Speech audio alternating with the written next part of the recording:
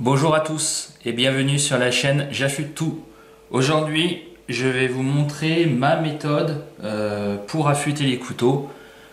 Alors, il y a plein de méthodes qui existent sur Internet. Maintenant, moi, je vais vous montrer la méthode qui fonctionne pour moi. Après, voilà, si vous avez une méthode qui fonctionne parfaitement pour vous, ne changez pas votre méthode d'affûtage. Là, c'est une vidéo qui est plutôt destinée à des personnes qui ne savent pas affûter, qui souhaitent se lancer dans l'affûtage et qui aimeraient avoir quelques conseils pour affûter. Donc voilà, donc là en fait, je vais affûter ce couteau. Donc c'est un couteau qui coupe, voilà, coupe encore un petit peu. C'est pas non plus la folie. On va regarder. Voilà, il accroche quand même un peu le papier. C'est donc généralement moi j'attends pas que mes couteaux ne coupent plus rien parce qu'après ça nécessite de descendre à des grains un peu plus bas. On passe plus de temps à l'affûtage. Donc là il coupe encore un petit peu. Si vous avez besoin donc savoir si votre couteau coupe ou pas, plusieurs méthodes encore une fois. Vous pouvez faire le test de la feuille. Après vous pouvez prendre un crayon de papier que vous mettez à environ 30 degrés et puis vous voyez là où ça accroche ou ça accroche pas, ou sinon moi je fais le truc tout bête, hein, c'est le test de l'ongle. Et voilà, on met le couteau à peu près à 30 degrés, là hop il accroche, là il accroche, donc là ça coupe encore un peu et là vous voyez ça accroche pas. Donc là c'est surtout sur le début et la fin de la lame qu'il va falloir insister. Donc voilà, truc tout bête. Donc là on va être sur une pierre 1000-3000, je vous avais déjà fait la présentation, ça va être l'occasion justement de la tester devant vous. Bon moi je l'ai déjà utilisée, elle va très bien, donc normalement ça devrait plutôt bien se passer. Donc là la pierre a été humidifiée pendant une dizaine de minutes et donc là on va commencer l'affûtage. Donc là je vais utiliser donc la petite pierre Nagura, hop.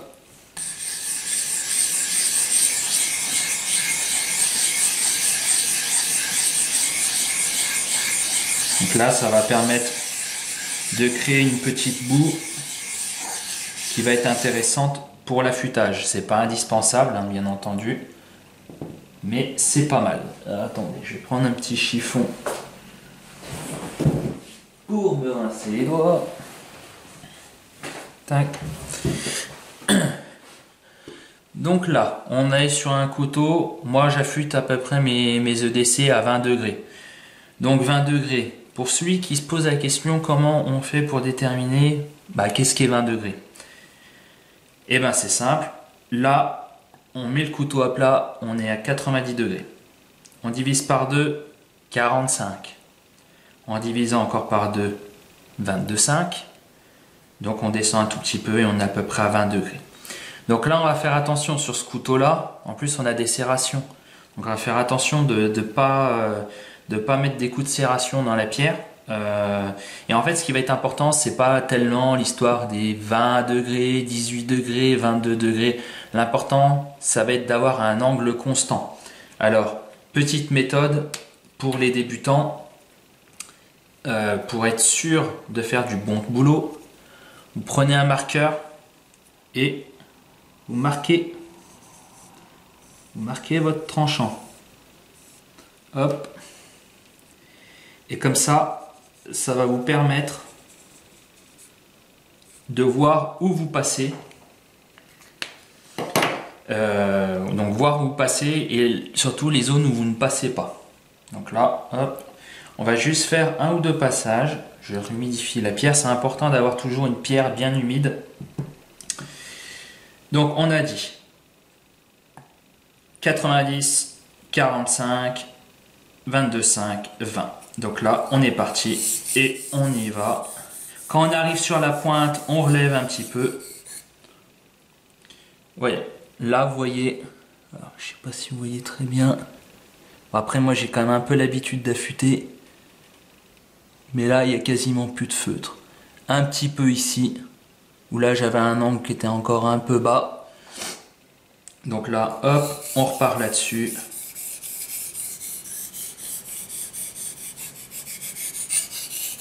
Et on y va. Et là, vous pouvez voir, attendez, je vais essuyer un petit peu le couteau. Regardez, le feutre, il n'y a plus rien. Donc là, on va être sur... alors on peut compter le nombre de passes qu'on effectue. On peut également se dire, on fait 5 minutes d'un côté, 5 minutes de l'autre. Après, il y a certaines personnes qui attendent d'avoir le morphile pour passer de l'autre côté. Moi, en général, suivant l'état du couteau, je fais à peu près, je regarde à peu près pendant 5 à 10 minutes. Je fais un côté, je vois, et en fait, c'est un peu du feeling aussi. Donc, ce qui est important, par contre, c'est d'essayer de faire à peu près le même nombre de passes ou la même durée pour éviter justement d'avoir une asymétrie du couteau. Voilà, donc là on y va, hop, hop, hop. Alors c'est pareil, quand on affûte, important d'essayer de garder tout le temps, comme je vous ai dit, un angle constant. Donc vous voyez mes doigts comment ils sont positionnés.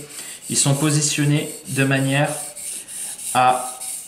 Alors en fait c'est pour éviter d'avoir une pression trop importante. Il faut avoir une pression, mais pas trop non plus. D'accord ? Et en fait, si vous voulez, ça, c'est ce qui va me permettre, cette main-là, c'est ce qui va me permettre d'avoir toujours le même geste. Et là, ma main droite, bon, moi je suis droitier, ma main droite, une fois que j'ai trouvé mon angle, elle reste bloquée. Je ne casse pas mon poignet il reste tout le temps droit. De manière à pas tout le temps, parce que si je bouge mon poignet, je vais toujours avoir un angle qui va bouger. Donc c'est ce qu'on veut pas. Donc là, voilà, on fait attention à ça. Quand on affûte, on essaye. Alors c'est vrai que ça fait beaucoup de choses à maîtriser au début, mais on essaye de tout le temps travailler sur toute la longueur de la pierre pour éviter justement qu'elle se creuse à un seul endroit, parce que c'est vrai que quand on affûte, on a souvent tendance à affûter en plein milieu. Là, vous voyez, vous avez des particules d'acier, et ça surtout on les enlève pas, ça participe à l'affûtage, c'est intéressant, donc ça on la garde bien. Par contre, ne pas hésiter à toujours avoir sa pierre humide, c'est très très très important. Ça évite que les particules d'acier, vu que la pierre est poreuse, ça évite que les particules d'acier bouchent la pierre, et après on n'a pas un résultat optimal.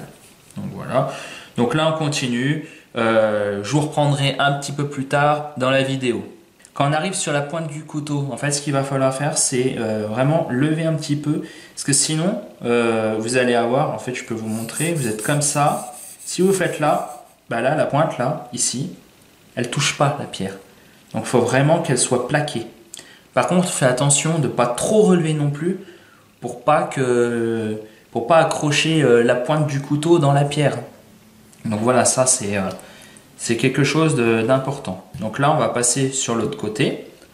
Donc pareil, quand on n'a pas trop l'habitude, hop, on se prend pas la tête, on prend son temps. Ça sert à rien d'aller vite. Si vous allez vite, de toute manière, il faut bien vous dire une chose, vous allez ruiner votre couteau parce que vous n'allez pas garder un angle constant. Et en fait, il faut prendre le temps de le faire, c'est pas une course. Et après, à force d'affûter, en fait, vous allez mémoriser le geste, votre main va mémoriser le geste et vous n'aurez même plus à réfléchir. Mais pour ça, il faut prendre le temps. Donc là, 90, 45, 22,5, 20. Et là, la même chose. Et on y va. Hop.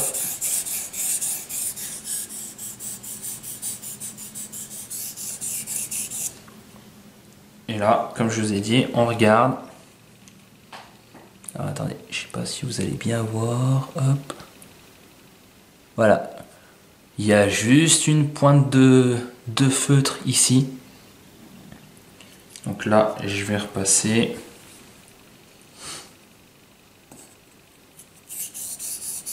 Alors après, il ne faudra pas vous inquiéter. Il y a toujours une face avec laquelle vous aurez plus de facilité. que l'autre. Et ça, c'est tout à fait normal, hein. Faut pas se prendre la tête. Le principal, comme je vous ai dit, c'est de garder un angle constant. Alors moi, je fais très attention de ne pas accrocher les serrations sur le rebord de la pierre. Donc là, c'est pareil, des vidéos d'affûtage, hein, j'en ferai pas 150.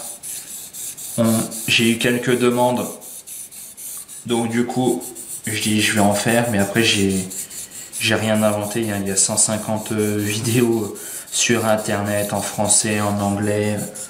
Après, c'est aussi du feeling, hein. Chacun affûte à sa manière.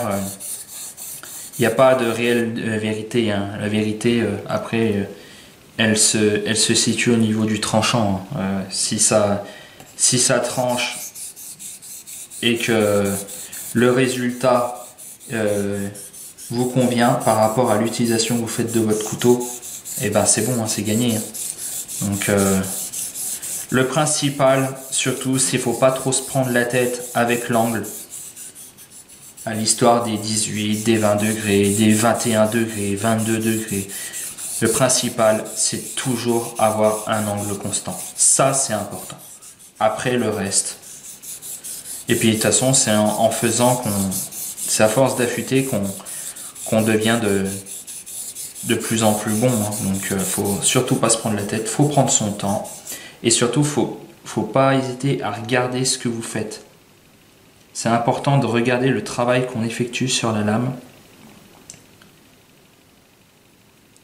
et pas s'entêter à faire ce travail-là sans réfléchir. On prend son temps et on regarde ce qu'on fait. Bon, là je vais continuer et puis je vous reprends un peu plus tard dans la vidéo. Voilà, donc là j'ai bientôt fini de passer sur la pierre 1000. Alors comme je vous ai montré, moi je fais une méthode en aller-retour. Il y en a qui font que des allées, enfin qu'un passage comme ça. Bon, après c'est à vous de voir. C'est vrai que l'avantage comme ça va plus vite. Par contre, quand je fais la transition avec la prochaine pierre, j'ai tendance à faire que des allées. Donc comme ça, hop. En fait, pourquoi ? Parce que ça évite d'étirer le fil. Et ça permet également de faire sauter un petit peu le morfil. Donc là, moi, je fais très attention parce que j'ai pas pris un des couteaux les plus évidents parce que j'ai des serrations. Donc, il faut faire gaffe de ne pas accrocher les serrations sur le rebord. Mais voilà, on fait ça. Et on fignole. Donc après, au niveau du nombre de passages, par contre, il faut essayer de faire le même nombre de passages d'un côté comme de l'autre. Donc après, voilà, il n'y a pas besoin non plus. Là, on est plutôt pas mal. Donc là, maintenant, je vais passer sur l'autre face. Hop.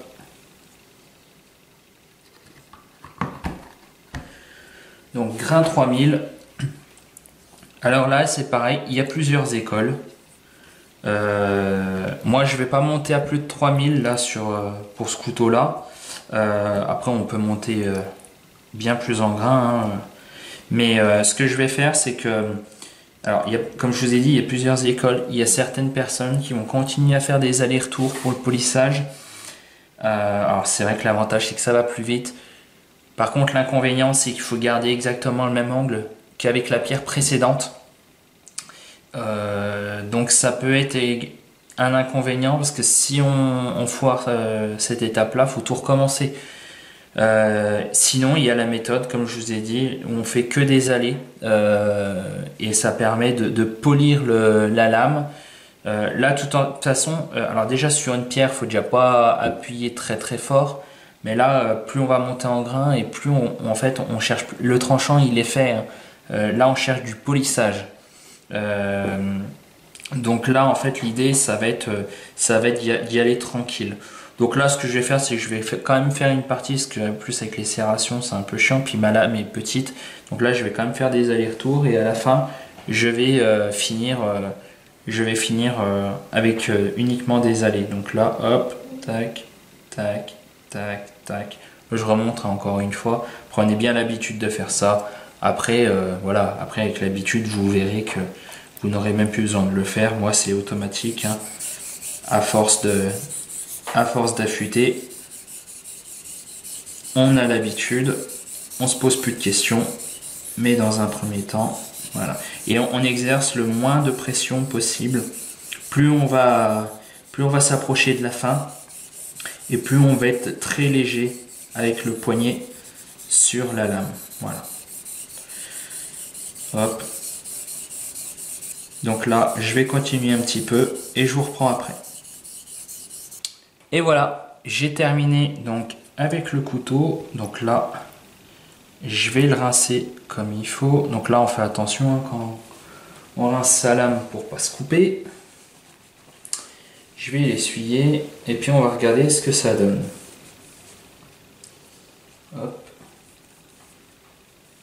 Alors, ce qu'on va faire, c'est qu'on va lui passer un petit coup de cuir. Donc là, pareil, au niveau de l'angle, on essaye de respecter l'angle qu'on a utilisé pendant l'affûtage. On peut faire un angle même un peu moins important. C'est pas, voilà, c'est pas d'une extrême précision. Principale, c'est de faire sauter le morphile. Alors on va par contre là, contrairement à l'affûtage, on va en poussant, c'est logique, hein. On va pas comme ça, hein. De toute façon, vous allez le faire une fois, vous n'allez pas le faire deux fois, vous allez sinon accrocher votre cuir. Voilà. Hop.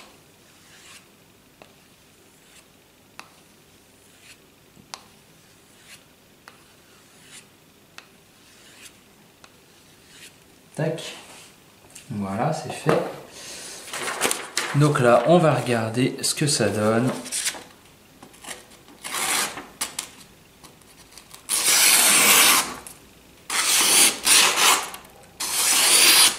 Donc là, pour moi, c'est largement suffisant. Ça coupe parfaitement bien. Donc voilà, l'idée... Ah, attendez, hop. Donc là, l'idée, comme je vous ai dit, c'est prenez bien votre temps. Affûtez tranquillement, prenez votre temps, vous prenez pas la tête. Et gardez un angle constant. Toujours garder un angle constant. Et regardez le travail que vous effectuez sur vos lames pour voir justement, surtout quand vous avez des couteaux où il y a des petites dents à récupérer, bah justement vous allez plus insister sur l'endroit où le couteau est abîmé. Et donc là c'est important de bien regarder le travail qu'on effectue. Et puis voilà. Et puis là je peux vous garantir que là le couteau il est rasoir et sur la pierre 1000 et 3000, là j'ai passé à peu près un quart d'heure, 20 minutes. Hein. Donc c'est vrai que plus vous allez attendre que vos couteaux soient abîmés et plus vous allez y passer du temps. Après c'est à vous de voir comment vous envisagez l'entretien. Moi je sais que j'entretiens très souvent mes couteaux. Alors pas besoin de les passer sur la pierre non plus toutes les semaines. Hein, parce que plus vous allez passer sur la pierre, plus forcément vous allez enlever de la matière. Et des fois pour rien. Mais attendez pas que vos couteaux ne tranchent plus rien. Voilà, donc là je vais pas faire 150 vidéos sur l'affûtage. Si vous avez des questions, n'hésitez pas à les laisser en commentaire, j'essaierai d'y répondre. Là d'ici quelques jours, je vais vous présenter un couteau de cuisine, un Yanagiba. Voilà, je vais faire la présentation de ce couteau. Et puis je vous expliquerai aussi pour le coup comment l'affûter. Normalement je vais le recevoir, normalement il devrait être, je pense, rasoir. Mais parce que là c'est des lames qui sont asymétriques, donc qui ne s'affûtent pas de la même manière, donc je vous expliquerai tout ça. Et puis par la suite, si ça vous intéresse que je fasse une vidéo sur l'affûtage des lames asymétriques, et vous me le direz en commentaire et puis je ferai ça. Voilà, n'hésitez pas à liker, commenter et partager, et on se retrouve très bientôt pour une prochaine vidéo.